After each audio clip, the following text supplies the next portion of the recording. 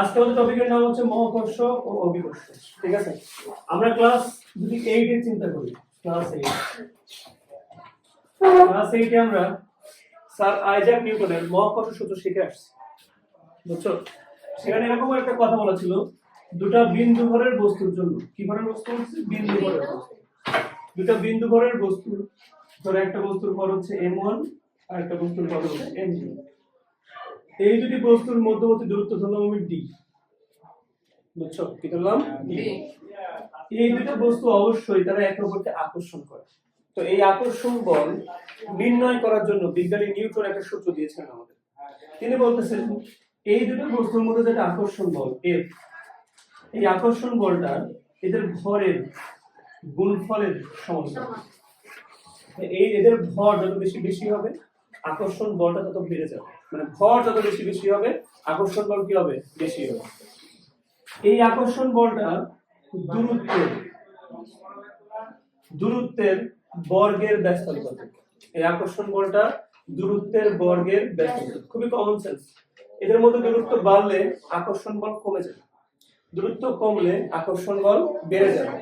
তবে এটা বোঝা লাগবে যে এই দূরত্ব যদি 3 গুণ করো, তুমি কয়গুণ করো? 3 গুণ করো, তাহলে বল কি হবে? কত গুণ কমে যাবে? 9 গুণ কমে যাবে। কারণ এখানে স্কয়ার আছে, কি আছে এখানে? স্কয়ার আছে, বুঝতে পারছো?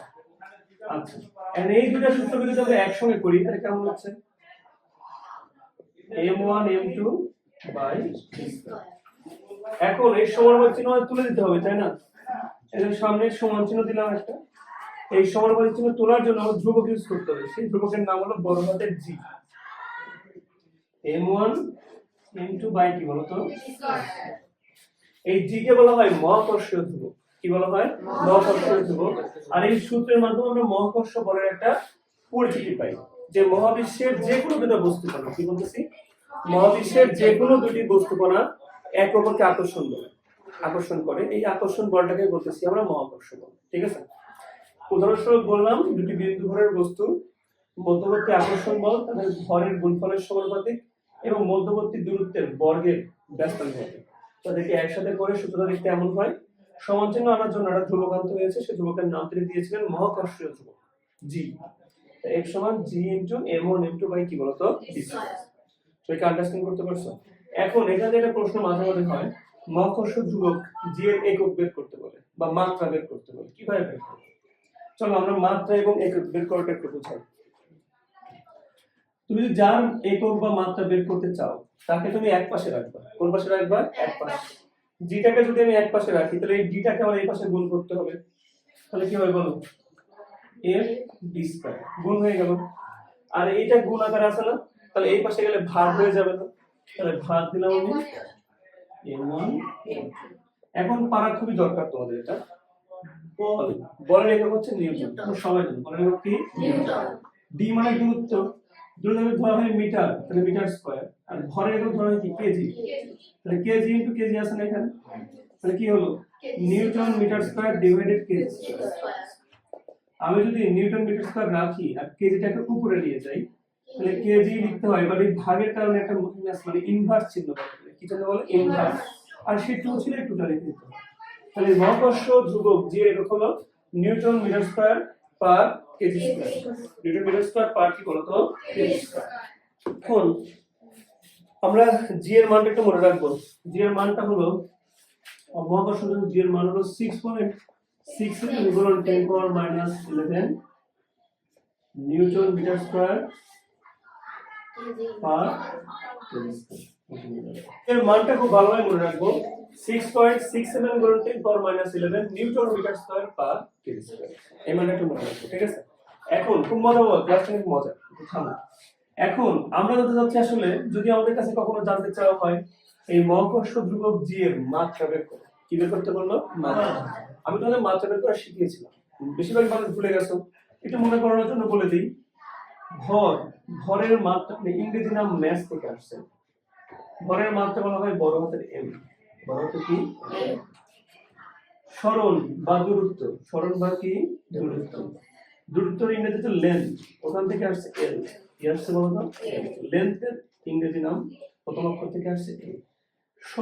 সময় ইংরেজি টাইম, টাইমের কত অক্ষর টি, তাই আমরা এখানে আসছে তাহলে এই তিনটার মাত্রা অন্তত মাথায় রাখো, ঠিক আছে? এই তিনটার মাত্রা মনে রাখতে পারলে ওকে তাহলে আমরা একটু মাত্রা বের করতে পারবো।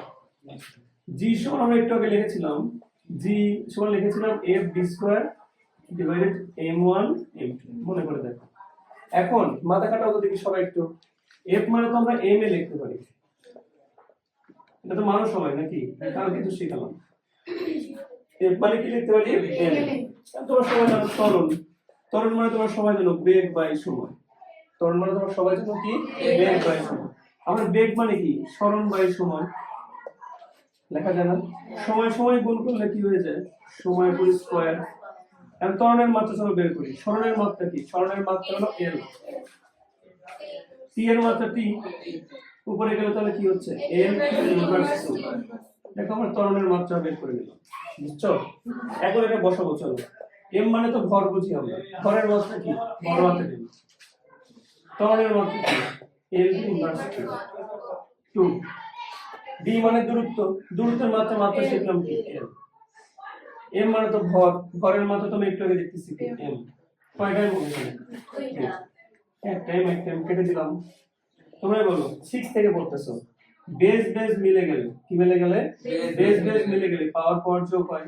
কিন্তু এর মাথার উপর একটা 1 আছে, এর মাথার উপর একটা 1 আছে, তাহলে এল এর মাথার উপর কি এল স্কয়ার হয়ে যাচ্ছে না? তাহলে কি হবে? এল স্কয়ার ইনভার্স 2, আর এই এম এর মাথার উপর একটা 1 আছে না? এই এমটা যদি উপরে যায় তাহলে এম ইনভার্স 1 হবে না? এম এর কি হবে? 1। এটা ওয়েট করো, এটা মিস্টেক হয়েছে, এখানে কি স্কয়ার আছে না? তাহলে এখানে তো স্কয়ার রুট ছিল, কারণ ডি এর মাত্রা এল, এল এর মাত্রা কি ছিল? একটা স্কয়ার, দ্যাটস ওয়াই স্কয়ার। তাহলে তো টাইম হলো ডি এর কত হবে? 3। তাহলে এটাই হলো আমার মহাকর্ষ বিভব জি এর মাত্রা, L cube T inverse 2 M inverse 1। এটা হলো মহাকর্ষ বিভব জি এর মাত্রা। পারবো না? মনে রাখতে পারবো তো? তাহলে এই কথাগুলো মাথায় রাখতে হবে, ঠিক আছে? এই সূত্র কে দিয়েছে মনে আছে তো? Sir Isaac Newton. ত্বরণের মাত্রা এল টি ইনভার্স 2 কিন্তু মাঝে মাঝে পরীক্ষা আসে আমাদের স্কুলে, বোর্ডেও আসে। ত্বরণের মাত্রা কি? এল টি ইনভার্স 2। আর বেগের মাত্রা কি? এল টি ইনভার্স 1। 1 হলে বেগ আর 2 হলে কি ত্বরণ, আসবে এটা পরীক্ষায়। এবারে চিন্তা করো তো, এটা আমাদের আর, আমাদের সবার প্রিয় আর, এটা আমাদের সবার প্রিয় মনে করুন চাঁদ। আচ্ছা চাঁদের কথা চিন্তা করে ধরে নাও এর উপর দাঁড়ায় আছে ধরে একটা কি পৃথিবী, পৃথিবীর ঘর কি বড় হাতের এল, আর একটা মানুষের ঘর ছোট হাতের এল। পৃথিবীর ঘর আর এই যে মানুষের ঘর, পৃথিবী তো মহাবিশ্বের একটা বস্তু, মানুষও তো মহাবিশ্বের একটা বস্তু।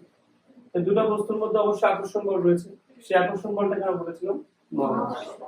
আমাদের মেন সূত্র ছিল এরকম, F সমান G m1 m2 বাই। এখন আমি এই সূত্রটাকে একটু চেঞ্জ করব। কিভাবে চেঞ্জ করব? F সমান পৃথিবীর ভর কি বড় হাতের, মানে একটা বস্তুর ভর m1 এর জায়গায় লিখলাম বড় হাতের, আর একটা বস্তুর ভর m2 এর জায়গায় লিখলাম ছোট হাতের, ডিভাইড d স্কয়ার। খেয়াল করো তো মানুষটা পৃথিবীর ঠিক ভূপৃষ্ঠের উপর আছে না? এখন যখন তুমি এটা বিন্দু ভরের বস্তু কল্পনা করেছিলাম মনে আছে? তখন কিন্তু দূরত্ব মেপেছিল ওই বিন্দু ভরের বস্তুর মাঝখান থেকে। তাহলে এখানে আমার দূরত্ব হতে হবে পৃথিবীর মাঝখান থেকে। পৃথিবীর মাঝখান থেকে ওই মানুষটা কতখানি দূরত্বে আছে? পৃথিবীর ব্যাসার্ধ বরাবর না? পৃথিবী যদি গোলাকার হয় তাহলে কেন্দ্র থেকে ভূপৃষ্ঠের উপরে মানুষটা অবস্থান করতেছে, তার মানে কি? তার মানে ওই মানুষের থেকে এই পৃথিবীর দূরত্ব হচ্ছে তার ব্যাসার্ধের সমান। তাহলে আমি ডিটাকে রিপ্লেস করে দিয়ে আর বললে কি খুব রাগ করবা?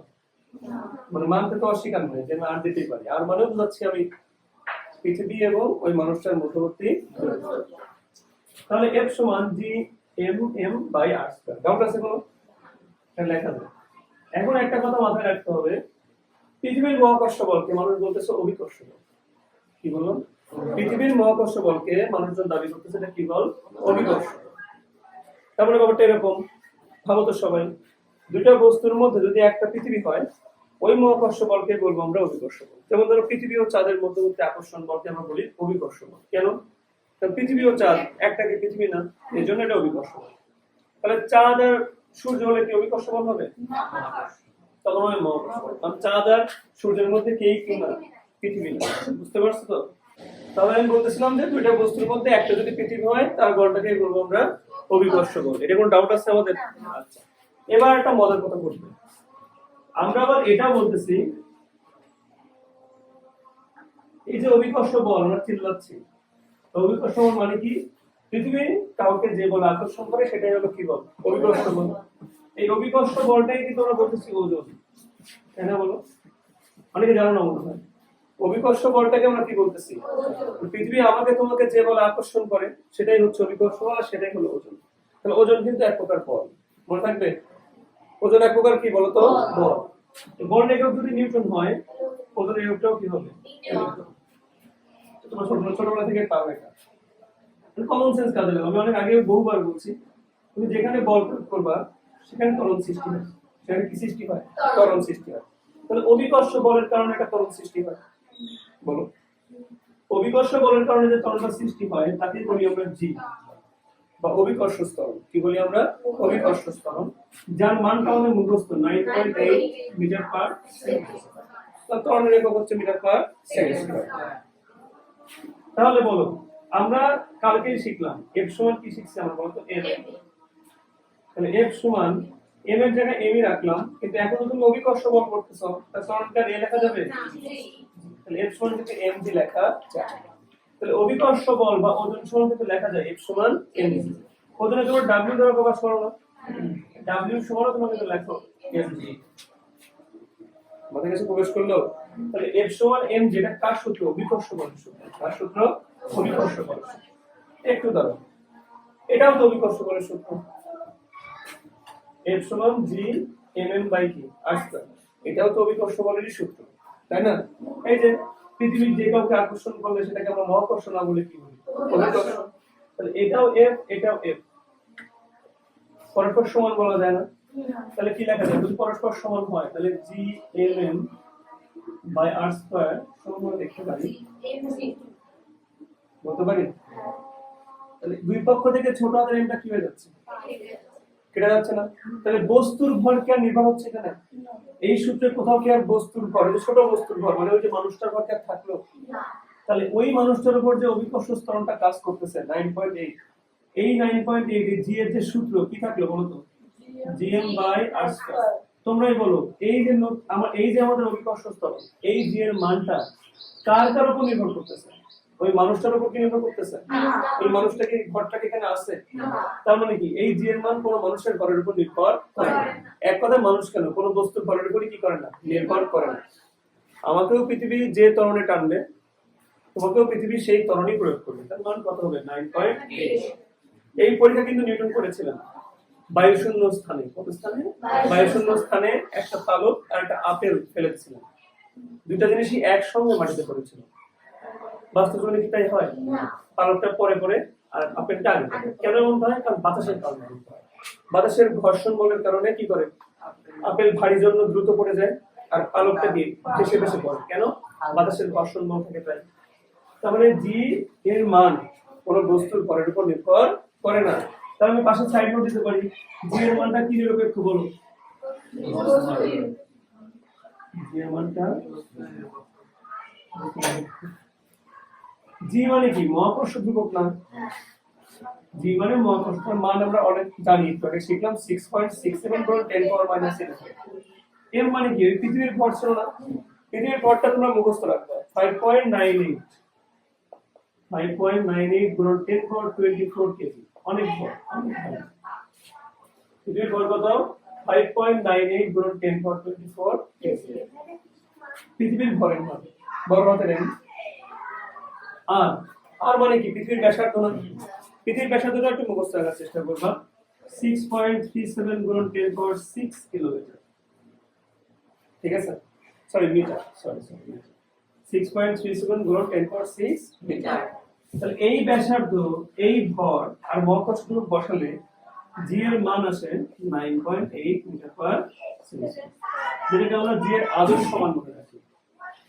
কি মনে রাখি আমরা? জি এর আদর্শ মান হিসেবে মনে রাখি। কথা কি বুঝতে পারছো সবাই?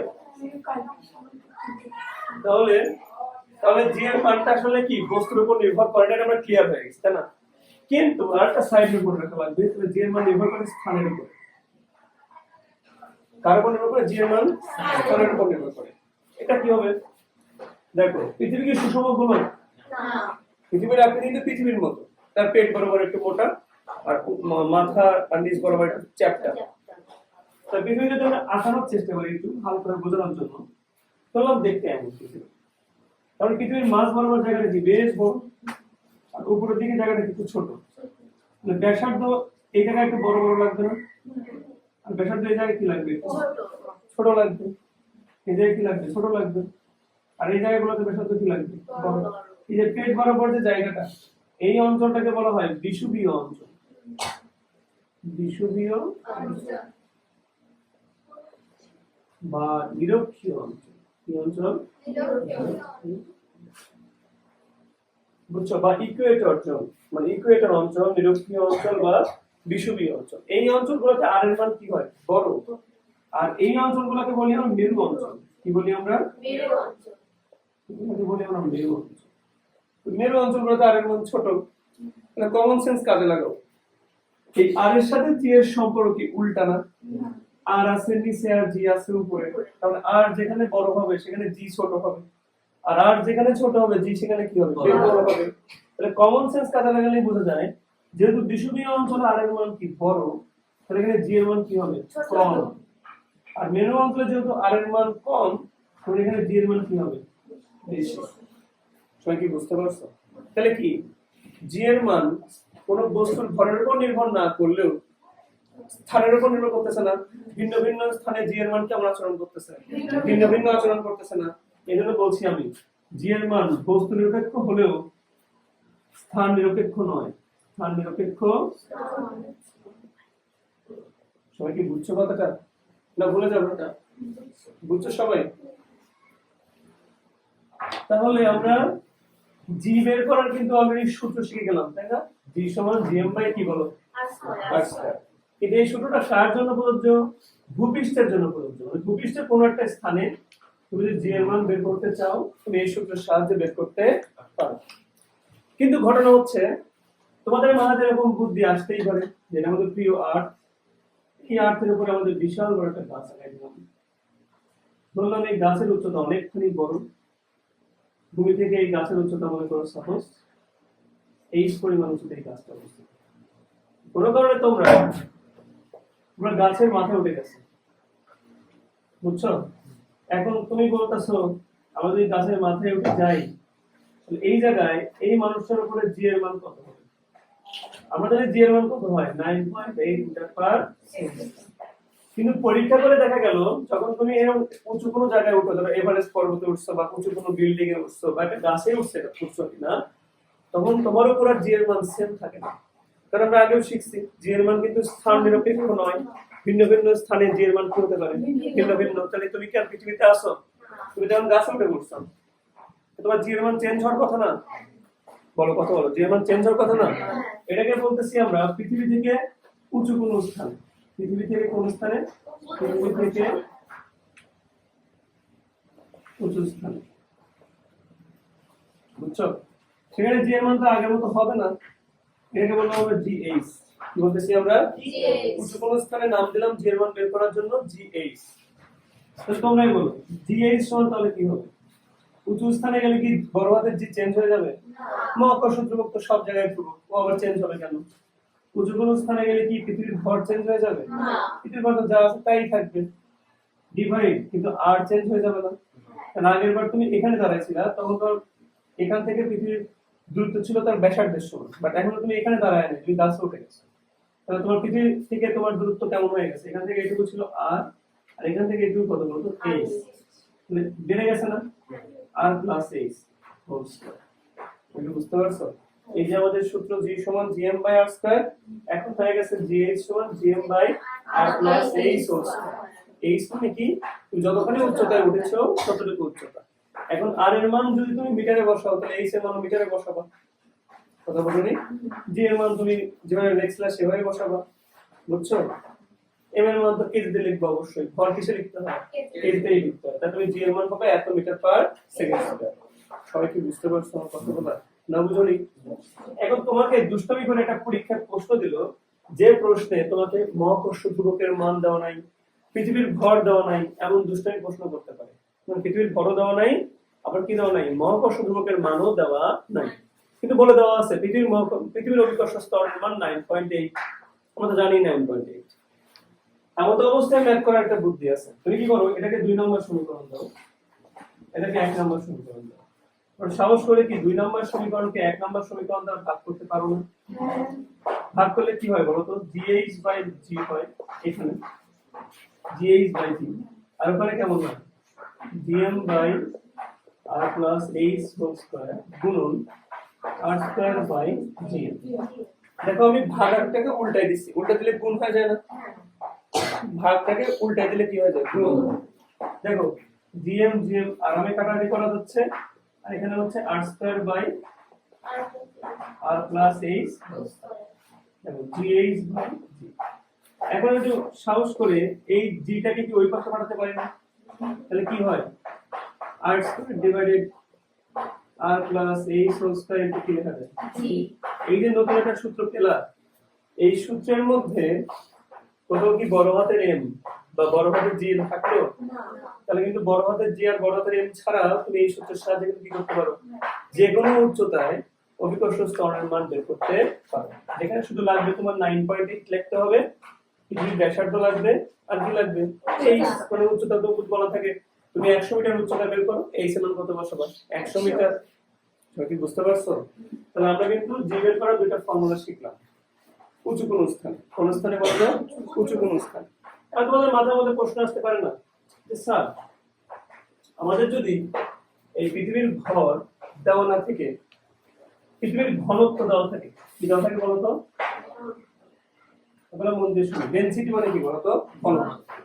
পৃথিবীর ভর দেওয়া না থেকে কি দেওয়া থাকলো, ঘনত্ব। তো এই ঘনত্ব দিয়ে বলতেছে আপনি এখন অভিকর্ষ স্তরের মান নির্ণয় করেন। কি বলতেছে বলতো, তোমাকে আসলে টেকনিক্যালি জানানোর জন্য বলতেছে পৃথিবীর ঘনত্ব দেওয়া থাকলো, তোমরা এখন অভিকর্ষ স্তর নির্ণয় করো। বা উল্টা প্রশ্ন করতে পারে যে অভিকর্ষ স্তরের মান 9.8 হলে পৃথিবীর ঘনত্ব কত, পৃথিবীর ঘনত্ব কত। চলো আমরা সেটা একটু শিখি যে ঘনত্বের সাহায্যে ম্যাথ কিভাবে করা যায়। একদম সহজ, একটু মনোযোগ দাও, খুবই সহজ। জি সমান তোমরা শিখছো অলরেডি, gm/r²। সাহস করে বলতে পারবা ঘনত্ব রো সমান কি লেখা যায়, কোনো কিছুর ভরকে তার আয়তন দ্বারা ভাগ করলে লেখা যায় তার ঘনত্ব। মনে থাকবে, ঘনত্বকে কি দ্বারা প্রকাশ করা হয়, রো, এরকম রো দ্বারা প্রকাশ করা হয়, ঠিক আছে। তাহলে ঘনত্বকে রো দ্বারা প্রকাশ করা হয়, ঘনত্ব মানে হচ্ছে কোনো বস্তুর ভরকে কি দ্বারা ভাগ করা যায়, আয়তন। আমরা ওই যে গ্রাহামের সূত্র শেখার সময় শিখাইছিলাম কেমিস্ট্রি দ্বিতীয় চ্যাপ্টারে, ঘনত্ব মানে হচ্ছে ভর বাই আয়তন। তাহলে আমি ভরকে প্রকাশ করতে পারি m দ্বারা, আয়তনকে প্রকাশ করতে পারি v দ্বারা। তাহলে ভর সমান কি লেখা যায়, রো ভি। ডাউট আছে তোমাদের, এই যে ভর সমান লেখা যায় রো ভি, বুঝছো? তাহলে আমি আমাদের সূত্রের মধ্যে রো ভি লিখে দিলাম, আসলে কোনো সমস্যা হয় না। পৃথিবী একটা গোলক না, তো মনে রাখতে হবে সবাই, বলো পৃথিবী একটা গোলক না। পৃথিবী যদি একটা গোলক হয় তাহলে পৃথিবীর আয়তন লাগবে আমাদের, তাই না? গোলকের আয়তন বের করার সূত্র তোমরা সবাই জানো, 4/3 পাই আর কিউব। আয়তন বের করার সূত্র হয় 4/3 পাই আর কিউব। ডাউট আছে তোমাদের? না। তাহলে আমি এই যে জি রো 4/3 পাই আর কিউব ডিভাইড কি লিখলাম, r²। আর কিউব কাটলে কয়টা আর থাকে, একটা। তাহলে কি থাকলো, জি সমান থাকলো পাই রো, আচ্ছা 4/3 আগে লিখে দিলাম, 4/3 পাই রো জি ইনটু আর। এটা কি বুঝছো? তাহলে জি বের করার আমরা সূত্র পেলাম 4/3 পাই রো জি ইনটু আর। এই সূত্র দেখো আমার কোথাও পৃথিবীর ভর লাগে নাই, বরং পৃথিবীর কি লাগতেছে, ঘনত্ব, মহাকর্ষ ধ্রুবক, আর পৃথিবীর কি লাগছে, ব্যাসার্ধ। তুমি তো ব্যাসার্ধের মান আগে থেকেই জানো, জি এর মান তুমি 9.8 লিখতে পারো, তাহলে তুমি কি রো বের করতে পারবে না? তাহলে অভিকর্ষ স্তরণ দেওয়া থাকলে তুমি যদি ঘনত্ব বের করতে বলে পৃথিবীর, তুমি চাইলেই কিন্তু বের করতে পারো। কিভাবে পারো, রো সমান বলতে পারো 3/4, উল্টে গেল ওই পাশে এসে, জি ভাগ দিয়ে ভাগ করবা, বড় হাতের জি দিয়ে ভাগ করবা, আর দিয়ে ভাগ করবা, কি দিয়ে ভাগ করবা, পাই। তোমরা কি বুঝতে পারছো? এই 3টা এই পাশে গুণ হয়েছে আর 4 দ্বারা কি হয়েছে ভাগ, আর এরা সবাই কি ভাগ হয়ে যাবে এই পাশে দিয়ে জি আর পাই দ্বারা কি হয়ে যাবে ভাগ। তাহলে কি পাবো পৃথিবীর ঘনত্ব পাবো না, আর ঘনত্বের একক তোমরা সবাই জানো কেজি পার এইভাবে চাইলে আমরা কিন্তু ঘনত্ব বের করতে পারি। খুব কষ্ট লাগলো বুঝতে কি কষ্ট লাগলো? আচ্ছা, তাহলে ঘনত্ব দিয়ে আমরা পারবো এখন, তাই না? তাহলে এই দুটো সূত্র মনে রাখলেই হবে, এই সূত্র মনে রাখলেই চলবে। g সমান 4/3 পাই রো জি আর, g সমান 4/3 পাই রো জি আর। তাহলে এখন কথা হলো লাস্ট কথা, একটু ধৈর্য রাখো সবাই। আমরা দেখলাম ভূপৃষ্ঠে জি এর মান বের করার সূত্র, আমরা দেখলাম ঘনত্বের সাহায্যে জি এর মান বের করার সূত্র।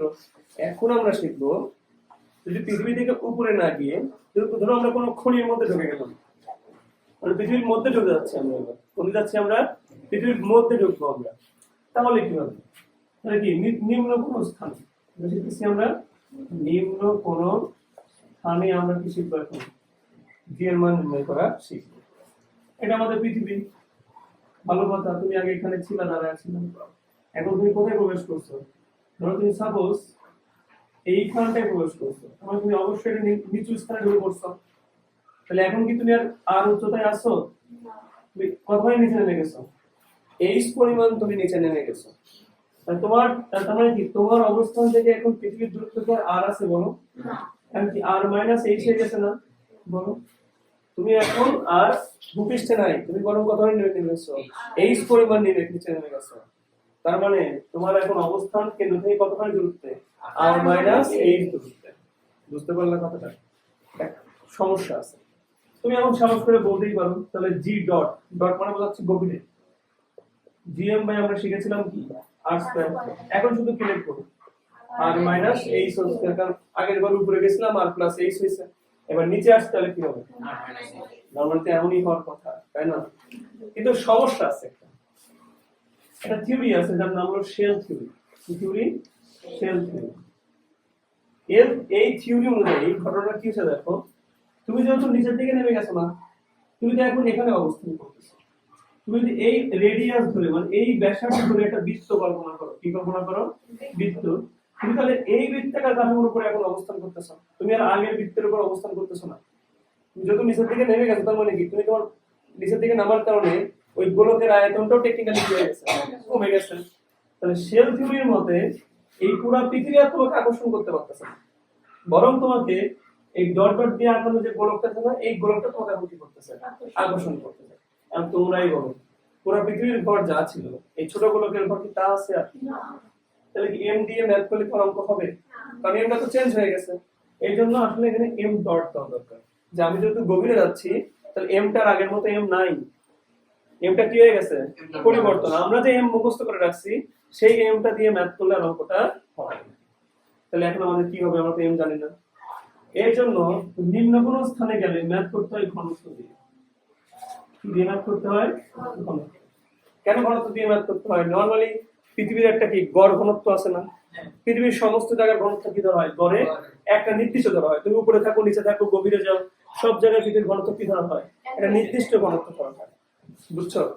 তো মনে রাখবা যখন তুমি নিম্ন কোন স্থানে যাবা তখন তুমি অবশ্যই পৃথিবীর ঘনত্ব ধরবা, ঘনত্ব দিয়ে ম্যাথ করবা, ভর দিয়ে ম্যাথ করবা না, কারণ ভরটা কি হয়ে যায়? পরিবর্তন হয়ে যায়। তো কিভাবে ম্যাথ করবো খেয়াল করো। জি ডট সমান জি এম ডট মানে কি হবে? Rho V dot. বলো সবাই, আমি রো ভি ডট কেন দিলাম? আগের বার এম সমান লিখেছিলাম রো ভি, এবার আমি এম ডট সমান লিখলাম রো ভি ডট, কারণ রো তো পরিবর্তন হচ্ছে না, পরিবর্তন হচ্ছে শুধু কি বলতো? আয়তন আর ভর। তাহলে ভি এর জায়গায় আমি কি লিখতে পারি? গোলকের আয়তন, একটু আগে শিখলাম 4/3 পাই। এবার কি আর কিউব দিলে হবে? গোলকটা এখন ছোট বৃত্ত না, ছোট বৃত্তের ব্যাসার্ধ কত? R minus H. আমি লিখতে পারো যে R minus H whole cube divided, এখানে কি আছে? R minus H. এটা কাটলে কি থাকে বলো?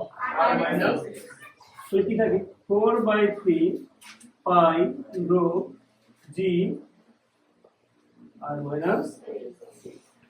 দেখো আমরা কিন্তু এখন আরামে, খুবই আরামে, আমাকে যদি বলে শুধু আমাকে বললো যে 2 কিলোমিটার গভীরে গেলে, কোথায় গভীরে গেলে, 2 কিলোমিটার গভীরে গেলে তোমাকে বললো যে তোমাকে জি এর মান বের করে দাও। তুমি 4/3 জানি, পায়ের মান জানি, জি এর মান জানি, পৃথিবীর ব্যাসার্ধ আমাদের মুখস্থ। কত কিলোমিটার বলছেন? 1 কিলোমিটার বা 2 কিলোমিটার গভীরে গেলে এই এর মান বসাই দেবো ওখানে আরামে, মিটার বানাই নেবো, অবশ্যই মিটার বসাই দেবো। আর এখানে কি বসাবো বলতো? Rho.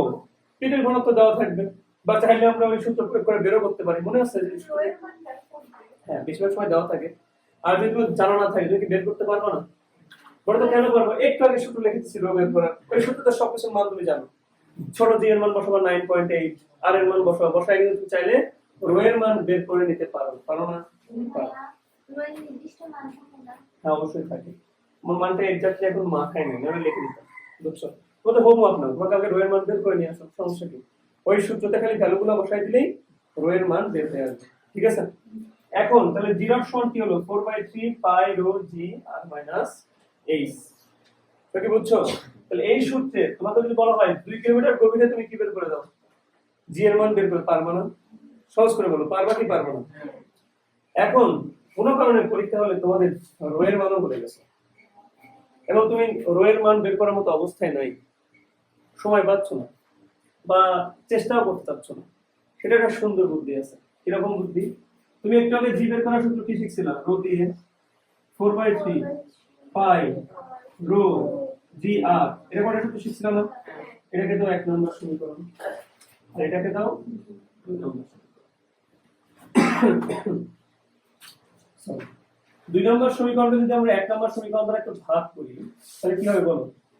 G dot by G, G dot মানে কি বলো? 4/3 pi rho G R minus S, আর এখানে কি থাকে? 4/3 পাই রো জি আর। আর এটা 1 নম্বর সমীকরণ, এটা আর এটা কি করে যায় কাটা, এখানে থাকলো কি আর মাইনাস এইচ বাই আর।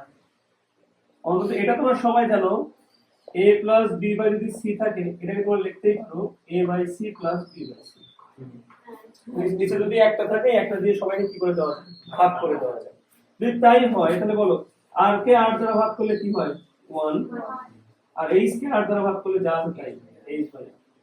তাহলে আমরা এই জি ডট লিখলাম, এই জিটা এখানে ভাগাকারে আছে না, ওই পাশে গেলে কি হয়ে যাবে? দেখো আমাদের সূত্র হয়ে গেল। এই সূত্রে মজার কাহিনী হচ্ছে, তুমি যদি এই সূত্র দিয়ে ম্যাথ করো, তোমাদের রো এর মান জানা লাগবে না। তোমরা যদি বলে 100 মিটার গভীরে জি এর মান বের করো, এই সমান কি বসাবো? 100, আর এর মান আমি লিখে দিচ্ছি মিটারে, লিখে দিছিলাম না? আর এর মানটা লিখে ফেলবা, লিখে ফেলে কি দিয়ে গুণ করবো? 9.8, তাহলে তোমার কত মিটার নিচে জি এর মান বের হয়ে চলে আসবে। রো জানারও কি নাই দরকার নেই। সবাই কি বুঝতে পারছো এবার? না বুঝো নাই? বলো, সাহস করে বলো, বুঝতে পারছো কিনা? আচ্ছা, বুঝতে পারছো। এখন একটা ছোট ম্যাথ কথা বলে শেষ করি। ধরো তোমাকে ওদের স্পেস স্টেশনের নাম শুনছো, তাই না? শুনে নিই আমরা, বলো যে মানুষ রকেটে চেপে চলে যায়, চলে যে আইএসএস ইন্টারন্যাশনাল স্পেস স্টেশন, ওখানে গিয়ে মানুষ মাঝে মাঝে থাকে, থেকে থেকে আবার চলে আসে, এমন ঘটনা শুনছি আমরা। তো যে স্পেস স্টেশনে মানুষ থাকে, ধরো ধরে নিচ্ছি আমরা পৃথিবী থেকে মোটামুটি 100 কিলোমিটার উপরে একটা স্পেস স্টেশন আছে, বুঝছো? এটা স্পেস স্টেশন আছে। আর প্রশ্ন হলো, এই স্পেস স্টেশনে মানুষ আছে, এই মানুষটা আসলে কেমন অভিকর্ষ ত্বরণ ফিল করবে? এই প্রশ্নটা, এই মানুষটা হলে কি ফিল করবে, কেমন অভিকর্ষ ত্বরণ ফিল করবে, এটা আমাকে বের করতে হবে। এটা অবশ্যই অনেক উঁচু জায়গায় না, উঁচু জায়গায় অভিকর্ষ ত্বরণ বের করার সূত্র মাত্রই শিখলাম, gm by r plus h whole square, শিখছো না? তাহলে জি এর মানটা আমরা ঠাস করে বসাইতেও তো পারি। আবার তুমি যদি মনে করো না, আমি জিএম এর মানটা দেন না, দিছি নাকি? আমি কোথাও কি জিএম এর মান দিছি না? তুমি চাইলে কিন্তু এই সূত্র দিয়েও ম্যাথ করতে পারতা। কোনটা বলো তো? জিএইচ সমান, বলো একদম, জিএইচ সমান কি ছিল? r square divided by r plus h whole square into. এই সূত্রে দেখো জি এর মান তুমি 9.8 বসাবো, এইচ মান বসাবো কত? 100 কে তুমি 1000 দিয়ে গুণ করো, মিটার হয়ে যাবে। অথবা তুমি সমস্যা নাই, এটা কিলোমিটার রাখলেও সমস্যা নাই। এখন আমাকে বলবা কিলোমিটার রাখলে কেন সমস্যা নাই? কারণ উপরেও দেখো আর আছে, নিচেও দেখো আর আছে, তাহলে উপরেও যদি কিলোমিটার বসাও, নিচেও যদি কিলোমিটার বসাও, এখানে এটা কাটাকাটি হয়ে যাবে না? সেটা কি বুঝতে পারছো? তাই তুমি দুইটাকে যদি কিলোমিটারই রাখো, তোমার অঙ্ক কিন্তু কি হবে না, ভুল হবে না। আবার যদি মনে করো না আমার রিস্ক নাই, আমি সবসময় এখানে মিটারে করবো, হ্যাঁ তুমি এইচ কে মিটার বানিয়ে নিও, আর আর এর মান তুমি নরমালি মিটারেই মুখস্থ করছো, দেখো তোমার খাতায় লিখে দিচ্ছি আমি। তুমি আর এর মান মুখস্থ করছো 6.37 গুণ 10 পাওয়ার 6 মিটার, তাই না বলো? তাহলে এখানে আর এর মান বসাই দিবা 6.37 গুণ 10 পাওয়ার 6 মিটার। ভ্যালুগুলো বসায় গুণটাও করবা, উত্তর আসবে 9.49 মিটার পার সেকেন্ড। সবাই কি বুঝতে পারছো?